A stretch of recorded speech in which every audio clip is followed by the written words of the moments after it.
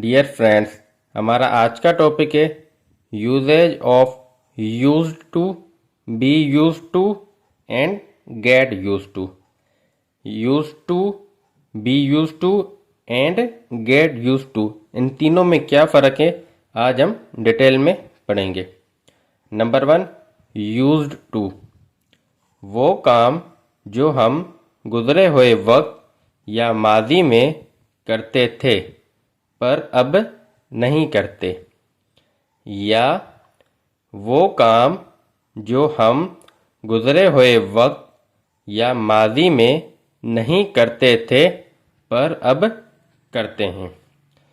Friends, used to का मतलब होता है वो काम जो हम माजी में किया करते थे, मतलब वो आदत या वो एक्टिविटीज़ जो हम माजी में करते थे पर अब हम नहीं करते, या वो काम जो हम माजी में नहीं करते थे पर अब करते हैं। उन स्टेटमेंट्स, उन सेंटेंसेस में हम यूज्ड टू का इस्तेमाल करते हैं। मैं आपको सेंटेंस बताता हूँ। Examples: I used to play cricket when I was in college. मैं क्रिकेट खेला करता था जब मैं कॉलेज में था, मतलब अब नहीं खेलता। She used to go to the gym when she was a young. वो जिम जाया करती थी जब वो यंग हुआ करती थी। There used to be a cattle farm when I lived here. यहाँ केटल फार्म हुआ करता था जब मैं यहाँ रहता था। There used to be a park during the reign of PPP, Pakistan Peoples Party की हुकूमत में यह पार्क हुआ करता था। अब फ्रेंड्स, यूज्ड टू जो है ना, वो हमारी एक्टिविटी हैबिट्स को बताता है पास्ट की, ठीक, या किसी चीज़ के होने को भी बताता है।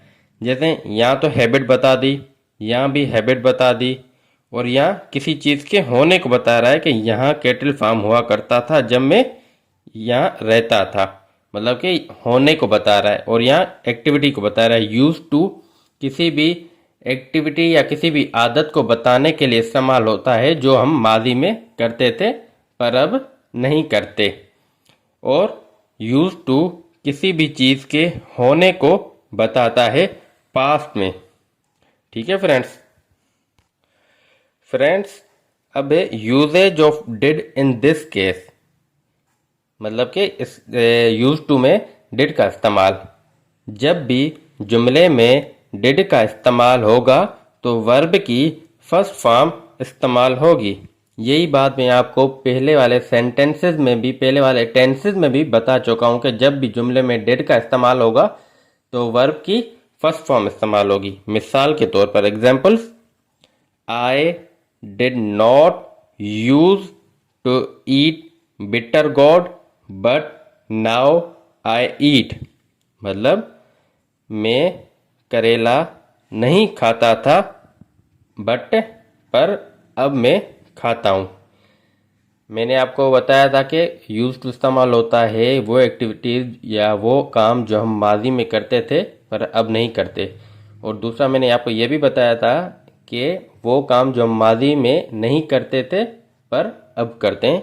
ये वो वाला सेंटेंस है कि मैं करेला नहीं खाता था पर अब मैं खाता हूँ। अब ये देखें, यहाँ डिड का इस्तेमाल हो गया तो यहाँ यूज्ड टू की जगह यूज आ गया, डी खत्म हो गया यहाँ से। ठीक है। अब दूसरा जुमला है she did not use to go to the parlour when she was a young. वो पार्लर नहीं जाती थी जब वो when she was a child, जब वो बच्ची थी। ठीक है। अब did he use to smoke, क्या वो सिगरेट पीता था। Did you use to love her, क्या तुम उससे प्यार करते थे।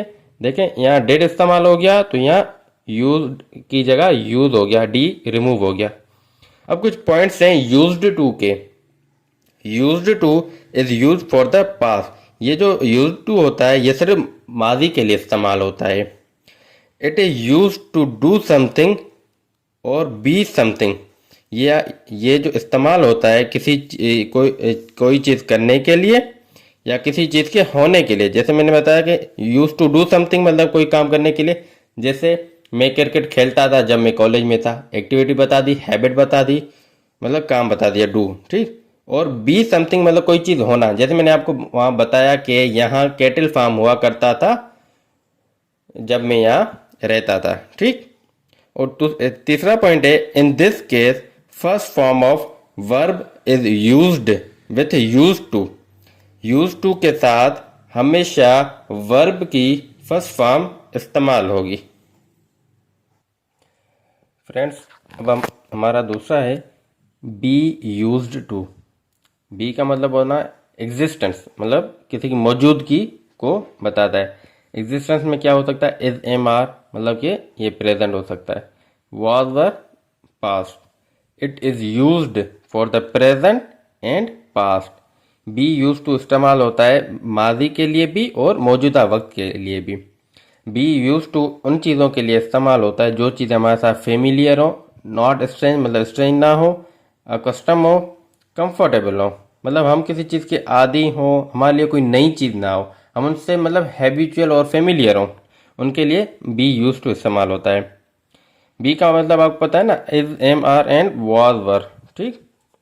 Example, I am used to proceed a case, मतलब कि मैं केस चलाने का आदी हूँ, मतलब फेमिलियर हूँ, मेरे लिए कोई नई बात नहीं है, मैं यूज टू हूँ, ठीक। Number 2, she is used to cook a food, वो खाना पकाने की आदी है, मतलब कि हैबिचुअल है, फेमिलियर है, उसके लिए कोई चीज़ नहीं है, वो उसके लिए इजी है, ठीक। He is not use to drive a car on the right path, right side of the road. अब ये हमने नेगेटिव सेंटेंस बनाया है, वो रोड के सीधे साइड की तरफ ड्राइव करने का हैबिचुअल नहीं है, आदी नहीं है, ठीक। We are not use to fly a kite, मतलब कि हम पतंग उड़ाने के आदी नहीं है, हैबिचुअल नहीं है, मतलब कि हम ये इस काम में एक्सपर्ट नहीं है, ठीक। I was used to play video games, मैं अब यहाँ देखें ना, पास्ट की बात कर रहा है, बाद आ गया। मैं वीडियो गेम्स खेलने का आदी था, मतलब हैबिचुअल था, फेमिलियर था, मेरे लिए कोई भी नई बात नहीं थी। You were used to love with domestic animals, आप पालतू जानवरों से प्यार करने के आदी थे, मतलब हैबिचुअल थे, फेमिलियर थे, मतलब आपको उनसे कोई भी मतलब कि न्यू थिंग नहीं थी आपके लिए, मतलब कि आप उनसे हैबिचुअल थे और फेमिलियर थे।